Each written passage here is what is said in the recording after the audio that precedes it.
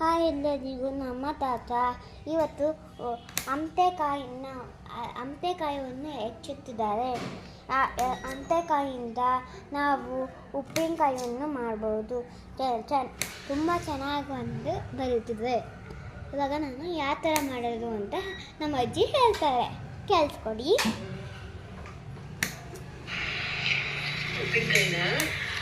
ಅಂತೆಕಾಯಿನ ಚೆನ್ನಾಗಿ ತೊಳೆದು ಒರೆಸಿ ನೀರಿಲ್ಲದೆ ಇರೋ ಥರ ಒರೆಸ್ಕೊಂಡ್ಬಿಟ್ಟು ಅದನ್ನು ಕಟ್ ಮಾಡಿ ನಂತರದಲ್ಲಿ ಉಪ್ಪು ಹಾಕಿ ಇಡಬೇಕು. 2 ದಿವಸ ಇಡಬೇಕು.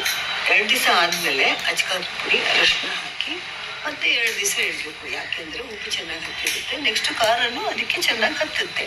ಅಂತೆಕಾಯಿ ಹುಳಿ ಇರುತ್ತೆ. ಅಂತೆಕಾಯಿ ಉಪ್ಪಿನಕಾಯಿ ಹಾಕೋದ್ಬಿಟ್ಟು ಬೇರೆ ಏನು ಮಾಡೋಕ್ಕೆ ಬರೋದಿಲ್ಲ.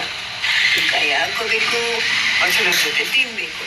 ಈಗ 2 ದಿವಸ ಉಪ್ಪಾಕಾಯ್ತು, 2 ದಿವಸ ಆದಮೇಲೆ ಅರಿಶಿನ ಅಚ್ಕಾರದ ಪುಡಿ ಹಾಕಾಯ್ತಲ್ವ, ಅದಾದಮೇಲೆ ಜೀರಿಗೆ ಪುಡಿ ಹುರಿದಿರೋ ಚೆನ್ನಾಗಿ ಜೀರಿಗೆ ಪುಡಿ ಮಾಡಿಕೊಂಡು ಜೀರಿಗೆ ಪುಡಿ ಮಾತ್ರ ಹಾಕಿ ನೆಕ್ಸ್ಟ್ ಎಣ್ಣೆ ಇಡಬೇಕು. ಒಲೆ ಮೇಲೆ ಸಾಸಿವೆ ಹಾಕಬೇಕು.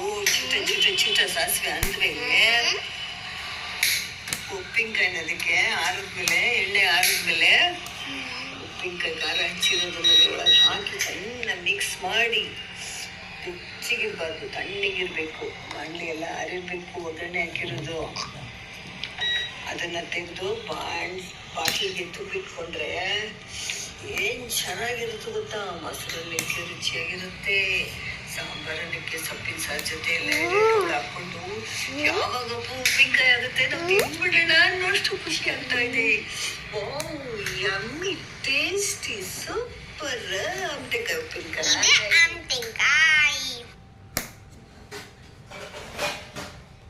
ಇವಾಗ ರತ್ನ ಮಹಾರಾಜಕ್ಕೆ 50 ಸಬ್ಸ್ಕ್ರೈಬ್ ಮಾಡಿ. ಚೆನ್ನಾಗಿದ್ದರೆ ಕಮೆಂಟ್ ಮಾಡಿ, ಸಬ್ಸ್ಕ್ರೈಬ್ ಮಾಡಿ.